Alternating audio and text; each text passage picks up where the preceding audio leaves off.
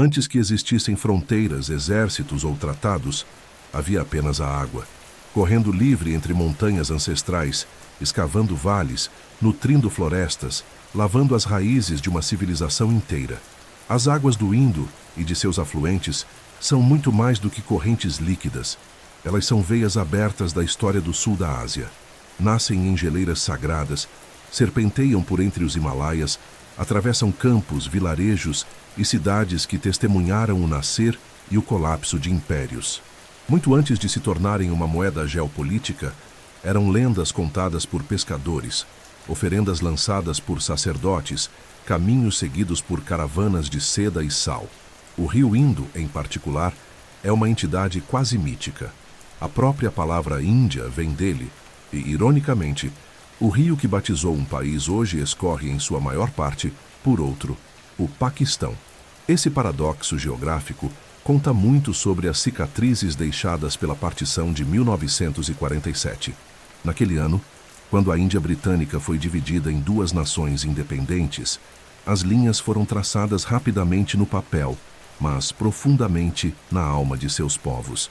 Povos que, durante séculos, rezaram às mesmas margens, beberam da mesma fonte e agora se veem em lados opostos de uma divisão arbitrária.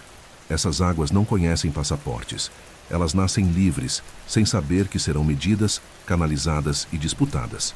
Entre a neve do Himalaia e as planícies do Punjab, elas cruzam áreas férteis, florestas de pinheiros e zonas de tensão militar. Algumas dessas águas já fluíram sobre campos de batalha. Outras regaram plantações em tempos de paz. Há rios como o Jhelum, o Chenab e o Ravi, que testemunharam a dança das civilizações védicas, a chegada do Islã, a construção de templos e mesquitas e até o surgimento das ferrovias britânicas. Em seus reflexos, vê-se um tempo anterior ao próprio conceito de nação. Mas em 2025, essas águas deixaram de ser apenas rios, tornaram-se símbolos de ruptura. Após o ataque em Caxemira, que tirou a vida de 26 civis em um atentado brutal, o governo indiano decidiu suspender unilateralmente o Tratado das Águas do Indo, um acordo firmado há mais de 60 anos, que havia sobrevivido a guerras, crises diplomáticas e mudanças de regime. Era uma ponte líquida que unia dois países através da necessidade comum de sobreviver. Sua suspensão foi um gesto que muitos consideraram mais perigoso do que um disparo de artilharia. Quando um tratado sobre água é suspenso, o que está em jogo não é apenas o direito de irrigar plantações, mas a própria ideia de coexistência. O Indo, que nasce na Índia e deságua no Paquistão, alimenta mais de 80% da agricultura paquistanesa. Sua interrupção, mesmo que parcial ou simbólica, pode afetar colheitas, economias locais e vidas inteiras, que dependem de um calendário ditado pelas chuvas e pelas represas. Na Índia, por outro lado, o movimento foi visto como uma forma de retaliação justa, um gesto de força diante da dor provocada pelo terror. E, no entanto, o rio continua. Flui em silêncio. Ignora decretos e fronteiras. Carrega consigo sedimentos de milênios, histórias de reis, poetas e pastores. Ainda passa sob pontes vigiadas por soldados, mas também por crianças que jogam pedras na água, como se o mundo não estivesse prestes a ruir. Em muitas aldeias, o rio é mais que geopolítica. É uma avó que embala canções, uma entidade viva que ouve pedidos, um oráculo silencioso que presencia todos os ciclos, do nascimento ao luto, da colheita ao abandono. Não é por acaso que muitas guerras começam ou terminam junto a um rio, porque onde há água, há vida, e onde há vida, há disputa. Mas também há esperança.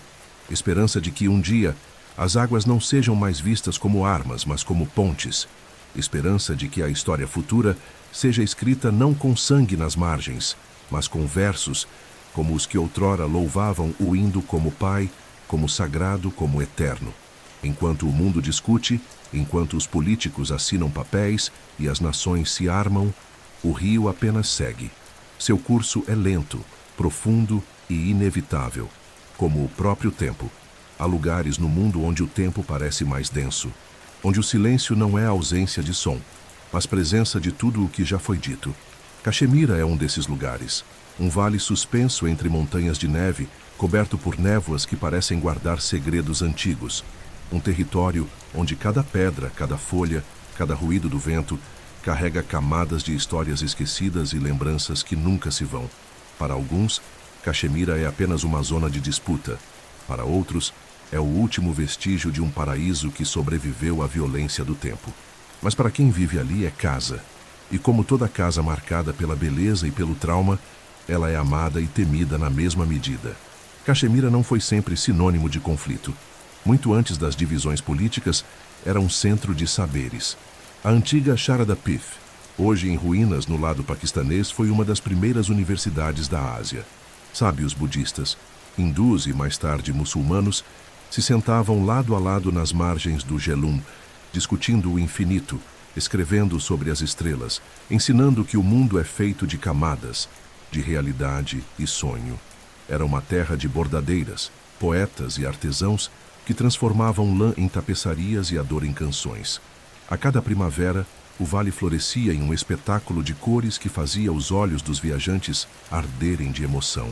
Os jardins construídos pelos imperadores mogóis, como o Shalimar e o Nishat, ainda hoje exalam a fragrância de um tempo onde o poder se media também pela delicadeza.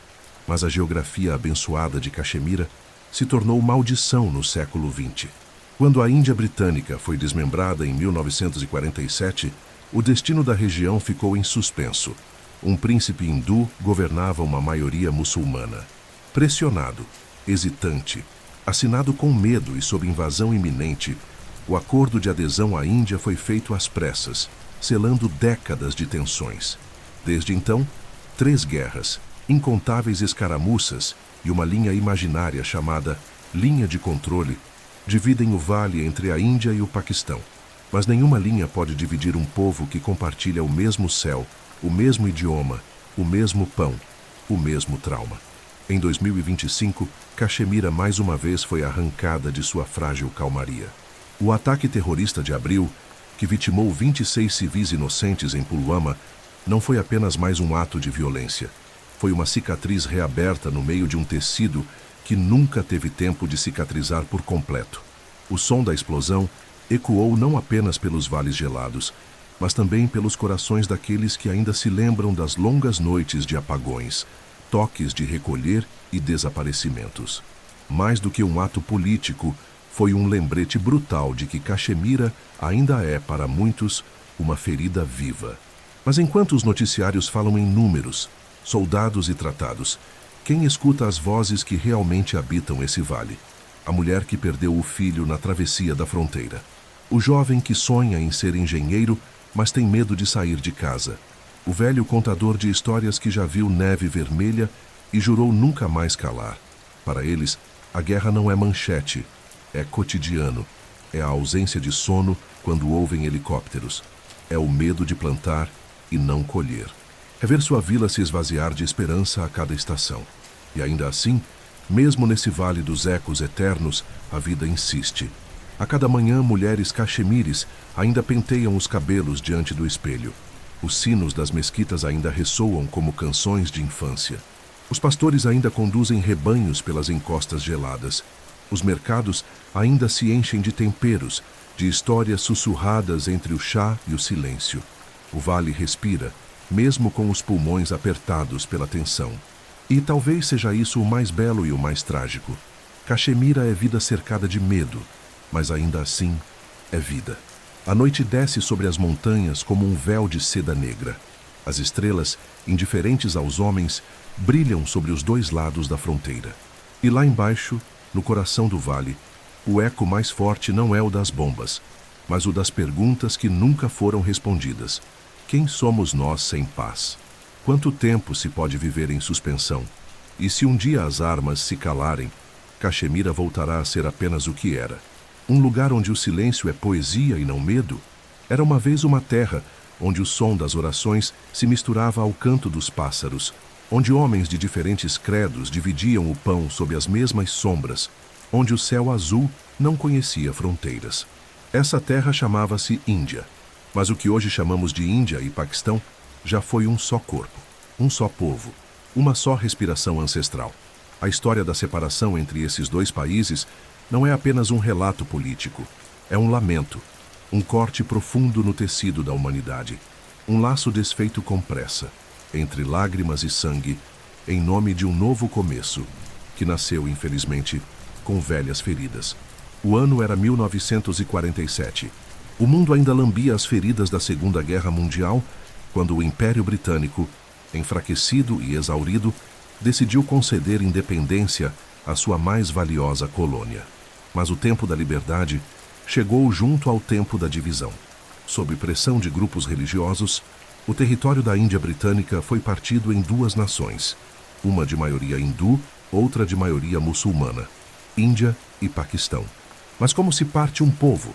Como se corta uma cultura comum em linhas invisíveis e espera-se que a dor não transborde? A partição foi uma ferida aberta. Em poucos meses, mais de 15 milhões de pessoas cruzaram fronteiras recém-traçadas em um dos maiores êxodos da história moderna. Famílias foram separadas, vilas incendiadas, comboios atacados. Estima-se que entre 500 mil e 2 milhões de vidas tenham sido perdidas nesse processo. Mulheres foram sequestradas, crianças desaparecidas, templos profanados. E mesmo aqueles que conseguiram chegar ao lado certo, jamais esqueceram o que deixaram para trás. Uma figueira no quintal, uma casa sem chave, um vizinho com quem dividiam o sal. O trauma da partição não pertence apenas aos livros. Ele pulsa ainda hoje nas veias daqueles que herdaram memórias que não viveram, mas sentem. E o que deveria ser um novo começo, tornou-se a semente de um conflito que jamais cessou por completo. Apenas 2 meses após a independência, Índia e Paquistão já estavam em guerra pela posse de Caxemira. Desde então, a relação entre os dois países tem oscilado entre trégua e tensão, como irmãos que não sabem mais como se olhar nos olhos, mas ainda reconhecem o sangue que os une. 3 guerras formais, inúmeras escaramuças e uma corrida armamentista nuclear foram plantadas no solo fértil da desconfiança mútua. Mas e se olharmos além das manchetes?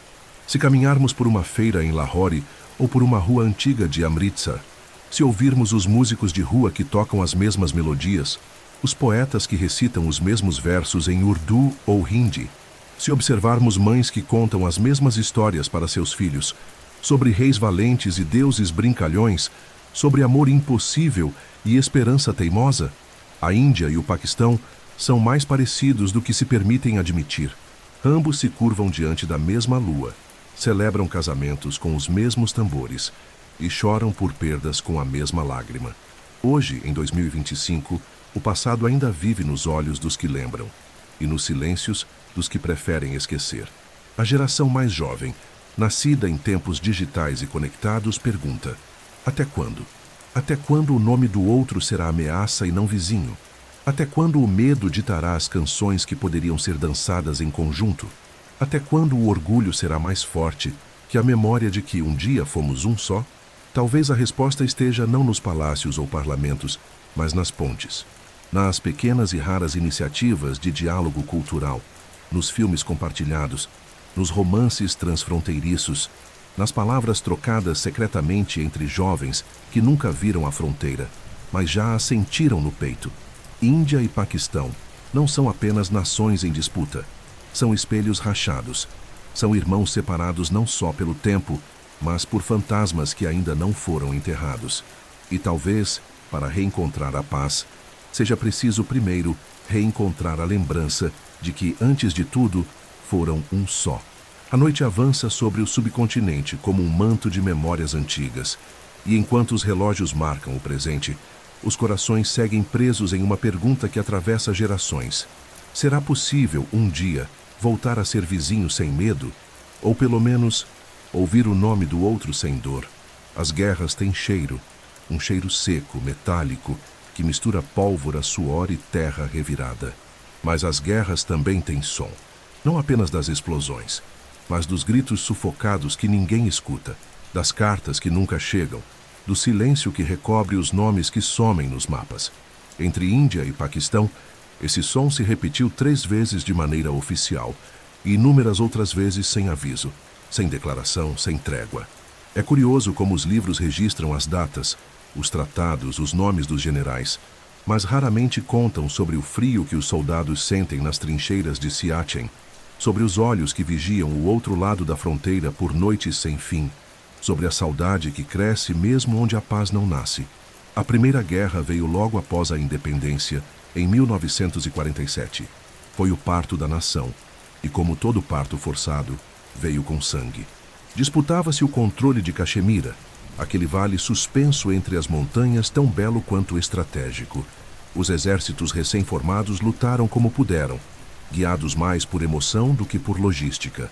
O resultado foi a divisão da região entre os dois países, com uma linha chamada de linha de controle. Uma linha que não resolve, apenas congela o conflito. A ONU interveio, mas o acordo deixava feridas abertas. Para a Índia, Caxemira era parte inseparável de sua integridade. Para o Paquistão, era uma promessa traída, um povo muçulmano que deveria estar com eles. Em 1965, a Segunda Guerra. Agora, com forças mais organizadas, tanques e aviões cruzaram fronteiras como se não houvesse um amanhã. O conflito se estendeu do Punjab às alturas de Caxemira e o mundo prendeu a respiração. O URSS, em plena Guerra Fria, intervieram diplomaticamente, resultando no Acordo de Tashkent, no Uzbequistão, um documento que prometia paz, cooperação e o retorno ao status quo. Mas quantos tratados podem sustentar a paz quando o coração continua em guerra? Em 1971, a terceira e mais intensa guerra. Só que, desta vez, o estopim foi o leste. A guerra pela independência de Bangladesh, então conhecido como Paquistão Oriental. A Índia interveio em apoio aos bengalis e, em menos de 2 semanas, o Paquistão sofreu uma derrota decisiva. Nasceu um novo país. As feridas se multiplicaram, a confiança se dissolveu. E, mais uma vez, a Caxemira permanecia como um espinho encravado, uma promessa não cumprida. Mas há guerras que não têm fim declarado. Desde os anos 80, escaramuças e embates contínuos ocorrem em Siachen, o campo de batalha mais alto do mundo. Soldados enfrentam não só o inimigo, mas o frio extremo, avalanches e o isolamento absoluto. Lá em cima, a guerra é contra o esquecimento. Um conflito congelado, literalmente, onde os passos precisam ser dados com cuidado, pois a neve engole até os sons. E então, houve Kargil. Em 1999, milicianos paquistaneses cruzaram a linha de controle e ocuparam posições estratégicas em território indiano. A Índia reagiu com força aérea e tropas de infantaria. Foi uma guerra rápida, intensa, televisiva. Talvez pela primeira vez, a guerra chegou aos lares em tempo real. Imagens de soldados, trincheiras, despedidas. O mundo viu e logo esqueceu. Porque assim são essas guerras entre irmãos, frequentes, passionais, mal cicatrizadas. E entre elas, tentativas de paz. A declaração de Lahore, os diálogos em Agra, os telefonemas trocados em momentos de terremoto ou tragédia. Houve promessas, houve apertos de mão, flores, sorrisos diplomáticos. E houve atentados, como o de Mumbai em 2008, que matou mais de 170 pessoas e fez recuar uma década de progresso. Promessas quebradas deixam rachaduras, e cada nova geração nasce sobre ruínas que não entende direito. Os jovens em Delhi e Islamabad crescem ouvindo sobre o outro como inimigo, mas também compartilham músicas, memes, filmes e poemas. Um paradoxo doloroso. Amar o que não se pode tocar, odiar o que se reconhece. A verdadeira guerra entre Índia e Paquistão talvez nunca tenha sido vencida ou perdida. Ela continua, em forma de desconfiança, nas palavras não ditas nas reuniões da ONU, nos testes nucleares que viraram demonstrações de ego nacional, nos mapas escolares que mostram fronteiras diferentes, e principalmente na ausência de uma conversa sincera, sem plateia, sem protocolo, sem bandeira hasteada. E talvez num mundo onde as guerras se repetem, o verdadeiro ato de coragem seja manter uma promessa. Uma só, uma que diga não mais. Mas até lá, os soldados continuarão a vigiar montanhas geladas. Os diplomatas continuarão a escrever acordos frágeis. E as famílias continuarão a rezar por filhos que patrulham linhas imaginárias. O tempo avança, mas as memórias, essas não assinam tratados. Era uma manhã como tantas outras no Vale de Caxemira. O céu ainda carregava o véu pálido da madrugada. As montanhas estavam cobertas por um manto de névoa silenciosa, e os pássaros, como sempre, cantavam antes que os primeiros passos humanos invadissem os campos úmidos. Havia crianças indo para a escola, comerciantes abrindo suas portas, jovens caminhando em grupos entre as ruas estreitas de Pulwama, uma pequena cidade encravada no coração da disputa. Mas naquela manhã de abril de 2025, um som quebrou o ritmo tranquilo da rotina. Uma explosão. Seca, violenta, ecoando por colinas como um trovão impaciente. Em questão de segundos, o tempo parou e a história recomeçou. O atentado deixou 26 mortos, civis inocentes, entre eles professores, um motorista de ônibus escolar, 3 comerciantes e 7 estudantes. Não foi o número que chocou, mas a repetição. A repetição de uma dor conhecida, de um roteiro que a Caxemira já havia decorado. O cheiro de fumaça, os gritos, os olhos esbugalhados de quem viu o chão se abrir sob os pés.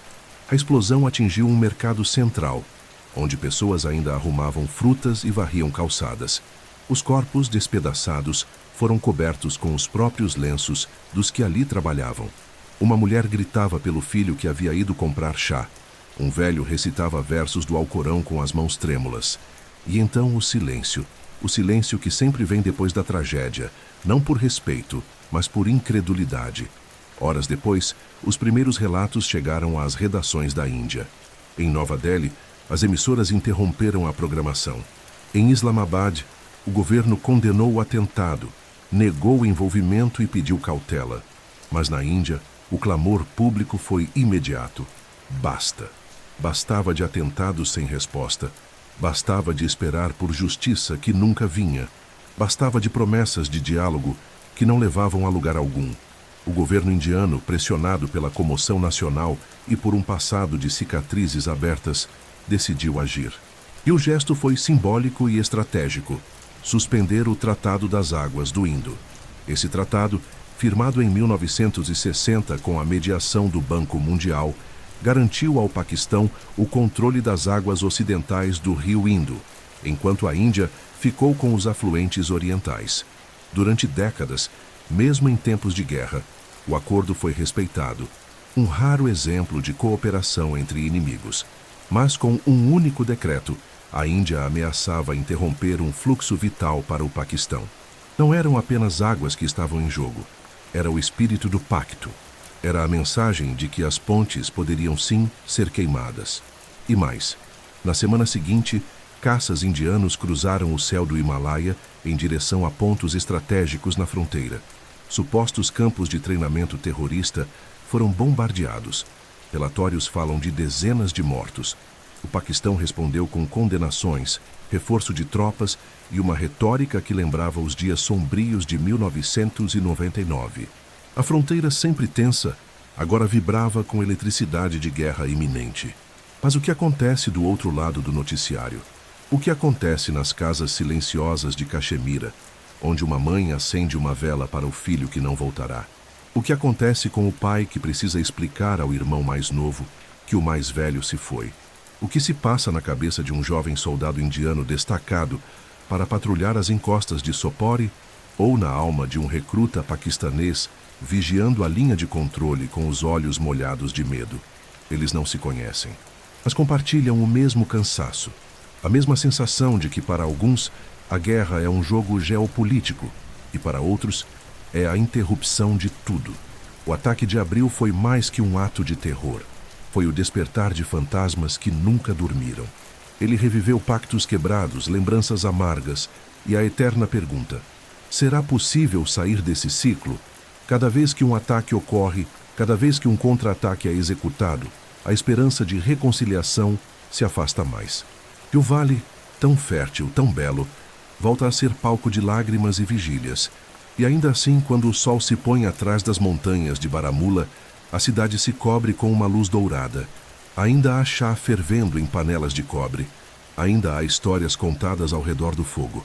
Ainda há promessas sussurradas aos pés de árvores antigas, como quem pede que os ancestrais intervenham. Porque mesmo em tempos de guerra, a vida é teimosa. Ela insiste em continuar. E talvez, só talvez, nesse ato silencioso de seguir vivendo, esteja escondida a mais poderosa resistência. Há algo de profundamente simbólico nas águas de um rio. Elas não reconhecem cercas, não obedecem decretos, não se importam com a cor de uma bandeira. Elas simplesmente fluem, como a história, como o tempo, como a dor. E entre a Índia e o Paquistão, o rio Indo não é apenas um curso d'água, é um testemunho milenar da fragilidade humana. É a espinha dorsal de uma civilização inteira, agora aprisionada em um conflito que tenta conter o incontrolável. O direito à vida que corre, invisível, nas veias da terra. O Tratado das Águas do Indo, assinado em 1960, é um milagre diplomático em si.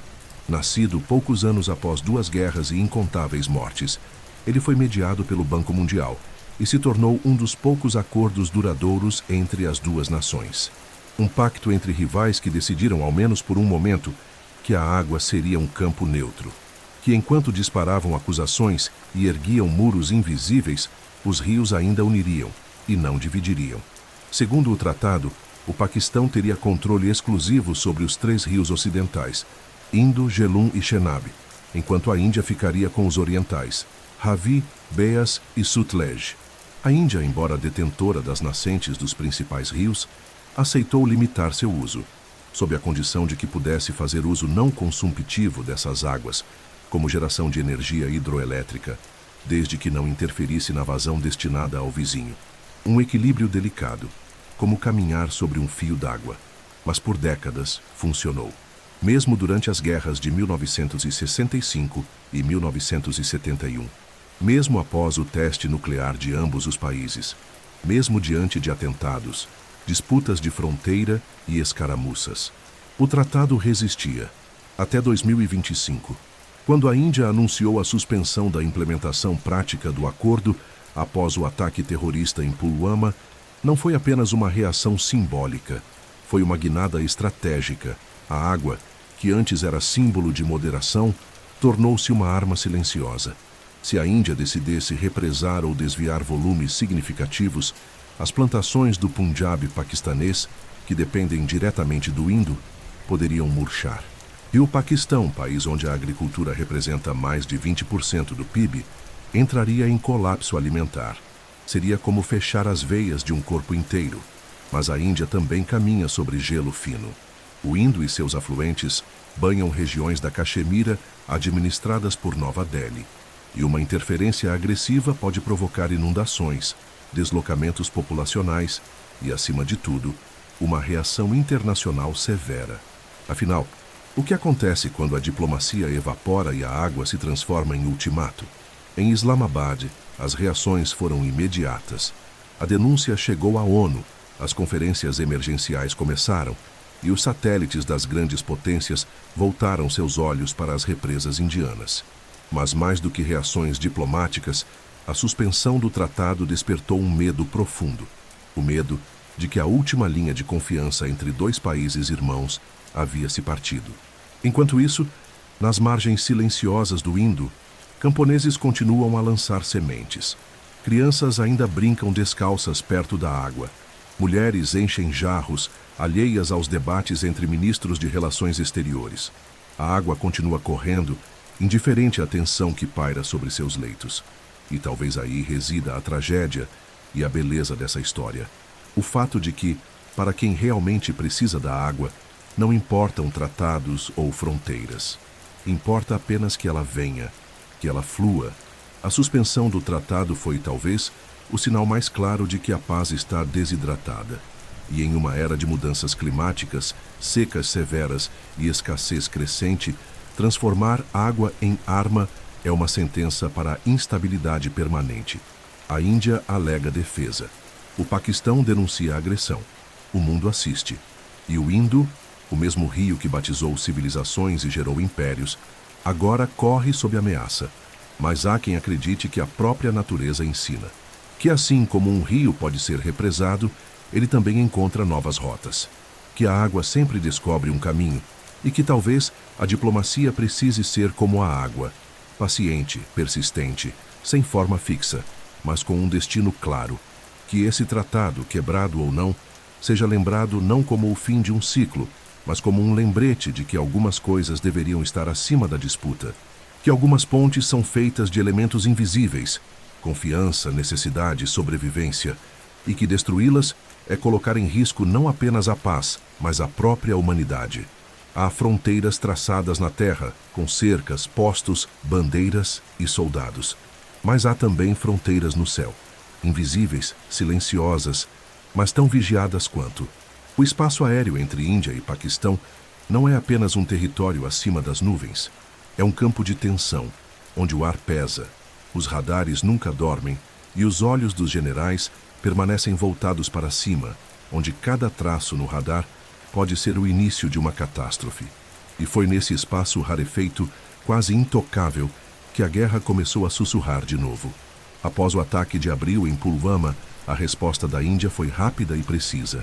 Caças Mirage 2000 decolaram ao amanhecer, cruzando a linha de controle com a missão clara de atingir alvos considerados centros de treinamento terrorista no território paquistanês.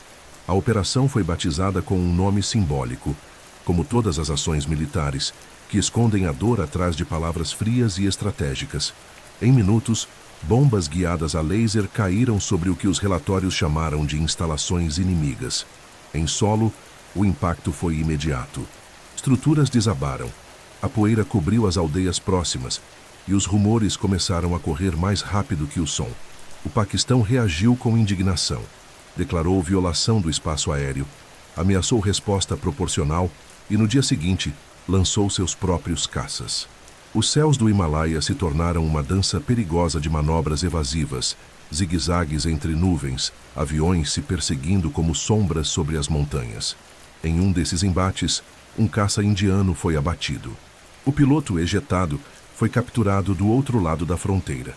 Por um breve instante, o mundo reteve o fôlego. O piloto virou símbolo de heroísmo na Índia e peça de diplomacia no Paquistão. Dias depois, foi devolvido. Um gesto que muitos consideraram uma pequena centelha de humanidade em meio ao caos. Mas não foi o fim. Foi o começo de uma nova era de guerra silenciosa. Satélites começaram a sobrevoar a região com mais frequência. Drones equipados com câmeras e mísseis passaram a cruzar as fronteiras sem precisar de permissão. E o que antes era declarado, agora era disfarçado. A guerra tornou-se híbrida, tecnológica, quase invisível aos olhos comuns. Ataques cibernéticos começaram a atingir infraestruturas críticas. Falhas misteriosas em represas, blackouts inexplicáveis em cidades próximas à fronteira. Sistemas de defesa aérea acionados sem motivo aparente. A linha entre ataque e teste, entre ameaça e ilusão, se tornou tênue demais para ser percebida. Mas enquanto os céus rugem, o povo continua debaixo deles. Em vilarejos próximos à fronteira, os moradores sabem reconhecer o som de um caça a quilômetros de distância. O zumbido metálico no alto já não causa espanto, apenas resignação. Crianças crescem sabendo quando correr para o abrigo. Velhos contam histórias sobre outras guerras e outros sons, como se cada geração fosse treinada para sobreviver às mesmas nuvens carregadas. E mesmo os que vivem longe dali, em cidades como Mumbai ou Karachi, sentem o peso no ar. Um peso que não se vê, mas se intui. Um céu que deveria ser infinito, mas que agora está dividido por medos, radares e silêncios. A guerra pelo ar é, em essência, a guerra do não dito. É a demonstração de poder que não precisa de palavras. É o voo rasante sobre o território alheio, como quem diz: estamos aqui, podemos ir mais fundo. É a intimidação sutil, o controle do espaço simbólico onde a liberdade deveria ser absoluta, porque dominar os céus é também dominar o imaginário do inimigo. Mas será que há retorno? Será que os céus podem voltar a ser neutros? Apenas passagem de aves e nuvens? Apenas fundo para os cometas e as estrelas? Ou estaremos, daqui por diante, condenados a olhar para cima com receio, esperando não mais a chuva, mas o próximo rugido? Enquanto os líderes discursam e os radares piscam em centros de comando climatizados, um menino em Muzaffarabad solta uma pipa. Ela sobe lenta, girando, tremulando como se desafiasse as leis do medo. Ele a observa com um sorriso tímido. sem saber que naquele mesmo céu há mísseis esperando ordens. E talvez, só talvez, aquela pipa seja a mais ousada forma de resistência. Porque mesmo nos céus ocupados pela guerra, ainda há espaço para um fio de esperança. Entre montanhas que tocam o céu e vales que escondem séculos, vive um povo dividido sem nunca ter escolhido. Caxemira, a terra dos jardins celestiais e das águas serenas, é hoje uma linha trêmula entre dois mundos. De um lado, o olhar da Índia, do outro, o olhar do Paquistão. No meio, um povo que carrega em seus ombros a história que não escreveu. Homens e mulheres que nasceram no mesmo solo, sob o mesmo céu estrelado, mas cresceram com nomes diferentes para os mesmos lugares, com bandeiras diferentes tremulando sobre as mesmas escolas. A linha de controle, que deveria ser apenas uma linha imaginária, virou parede invisível entre corações semelhantes. Cortou famílias, separou vilarejos, dividiu campos de trigo. Muitos moradores vivem a apenas alguns quilômetros de parentes que não veem há décadas, que falam o mesmo idioma e rezam as mesmas orações. A travessia é quase impossível. Telefones são monitorados. Cartas demoram meses e, quando chegam, chegam censuradas, com buracos no papel onde antes havia sentimentos. No lado administrado pela Índia, Caxemira carrega um peso especial. Após a revogação do artigo 370 em 2019, que garantia certa autonomia à região, o sentimento de pertencimento se fragmentou. O vale, já militarizado, viu-se ainda mais cercado. Postos de controle, drones sobrevoando plantações, internet cortada por semanas. A juventude, que sonhava com estudos e liberdade, passou a crescer em um ambiente onde cada passo parece monitorado. Ainda assim, a arte persiste. Poetas continuam escrevendo sobre a beleza do chinar no outono. Músicos ainda tocam rabab e santur ao entardecer. A resistência aqui é feita com melodias. No lado paquistanês, conhecido como Azad Kashmir, Caxemira livre, o sentimento é ambíguo. Há mais liberdade política aparente, mas também uma presença constante do exército paquistanês, que monitora a fronteira como quem vigia um segredo. As aldeias ali convivem com o som dos disparos de artilharia ao longe, com a possibilidade de evacuação a qualquer momento. Mesmo assim, há escolas que funcionam, mercados que vendem temperos coloridos, crianças que recitam suratas ao amanhecer. A vida insiste, mesmo nas zonas cinzentas da geopolítica. Mas talvez os verdadeiros guardiões da Caxemira não estejam nas capitais, nem nos quartéis, nem nas embaixadas. Estão nos olhos de uma costureira que borda padrões florais antigos em Srinagar, sem saber se haverá comprador no mês seguinte.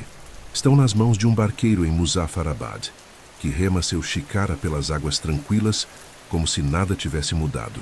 Estão na memória de um velho pastor que já conduziu o rebanho por ambos os lados da fronteira, antes da guerra, antes dos mapas, antes dos medos. Essas vozes tão calmas quanto persistentes não aparecem nas manchetes, mas elas cantam. Cantam canções antigas que falam de amor entre montanhas, de saudade de um tempo em que o mundo era inteiro. Cantam sobre pomares de maçãs, sobre o primeiro floco de neve que cai sobre o telhado, sobre o cheiro do pão feito em forno de barro. E nessas canções, Caxemira não é uma disputa, é um lar. Há algo profundamente humano em resistir sem gritar, em sorrir ao visitante, mesmo que se tema por ele, em ensinar a uma criança o nome das flores, mesmo quando há tanques passando pela estrada. Essa é a Caxemira que vive além das manchetes. A Caxemira que tece sua história com fios de silêncio, de esperança, de ternura. Enquanto as potências disputam discursos, o povo Caxemir continua a viver entre mundos, sem nunca pertencer por completo a nenhum. Mas talvez pertença a algo maior. Talvez pertença à terra, à neve, aos deuses antigos, aos sussurros dos ancestrais. Talvez pertença à própria ideia de que, mesmo na divisão, a alma não se parte. E quando a noite desce sobre o vale, não há fronteira que impeça o som do vento de atravessar, nem exército que silencie o canto dos grilos, nem tratado que consiga impedir um pai de olhar o céu e pedir, em silêncio, que seu filho tenha um futuro mais livre que ele. Às vezes o mundo não fala, mas observa. E há momentos em que esse silêncio é ensurdecedor. Quando Índia e Paquistão mais uma vez se aproximaram do abismo em 2025, o planeta inteiro pareceu prender a respiração. As fronteiras não estremeceram apenas na Ásia. Estremeceram nos gabinetes da Europa, nos corredores de Washington, nas assembleias das Nações Unidas e nas cúpulas silenciosas de Pequim e Moscou. Porque quando duas potências nucleares trocam ameaças reais, o medo não tem nacionalidade. Ele é global, invisível, e se espalha como um sussurro entre diplomatas, generais e civis comuns. Na ONU, os discursos se multiplicaram. Chamados ao diálogo, apelos pela paz, notas de condenação e promessas de mediação. Mas por trás das palavras havia hesitação.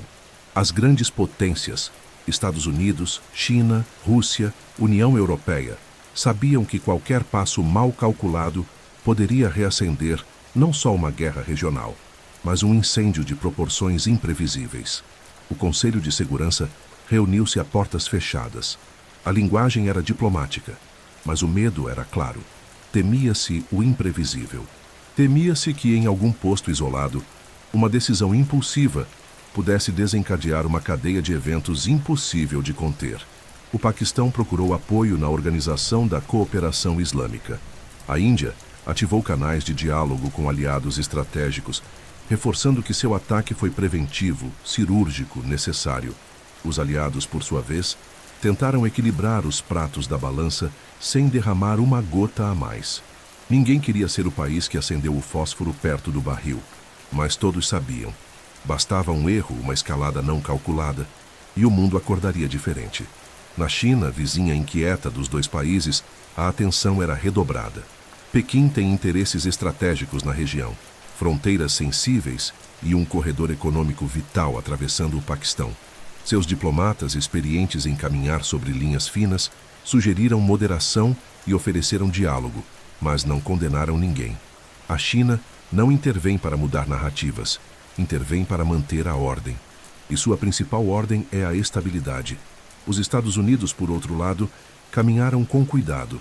Washington já mediou crises entre os dois países no passado, mas agora enfrenta seus próprios dilemas geopolíticos. Um mundo em transformação, alianças frágeis, um palco global cada vez mais fragmentado. Ainda assim, pressionou por contenção. E, nos bastidores, ativou canais militares diretos com Nova Delhi e Islamabad para evitar mal-entendidos. O tipo de mal-entendido que pode incendiar continentes. A Rússia, como sempre, observou em silêncio estratégico. Antiga aliada da Índia, mas com crescentes interesses no Paquistão, preferiu manter sua postura ambígua. Emitiu comunicados genéricos, condenando o terrorismo e pedindo paz, sem apontar culpados. Moscou joga o jogo da geopolítica com paciência milenar. Sabe que em todo conflito há oportunidade. E sabe também que muitas vezes quem mais fala é quem menos age. E enquanto os líderes discutem e os mercados oscilam, há gente comum tentando entender. Jovens em Berlim que leem sobre a tensão nos seus celulares e se perguntam se o futuro ainda pertence a eles. Professores na África que lembram aos alunos que o mundo é um tabuleiro de alianças frágeis. Mães em Buenos Aires que ouvem os noticiários e sentem um aperto inexplicável no peito. Porque mesmo de longe, todos reconhecem o cheiro da instabilidade. Mas há também quem olhe com esperança. ONGs, mediadores, acadêmicos, ativistas da paz. Homens e mulheres que, apesar de tudo, ainda acreditam que a diplomacia pode ser mais forte que o ódio, que o diálogo pode quebrar ciclos antigos. Em Genebra, Tóquio, Bruxelas, vozes se levantam dizendo: é possível sim construir pontes, mesmo sobre rios que sangram. Talvez o maior desafio da diplomacia moderna seja esse: falar onde o trauma cala. Convencer inimigos históricos a verem o outro não como ameaça, mas como reflexo. Em 2025, mais uma vez, o mundo foi posto à prova e descobriu que, mesmo com toda a tecnologia, mesmo com todos os tratados, ainda somos reféns de sentimentos antigos: medo, orgulho, memória, sede de justiça. Mas também descobrimos outra coisa: o mundo assiste. E quando assiste, às vezes muda.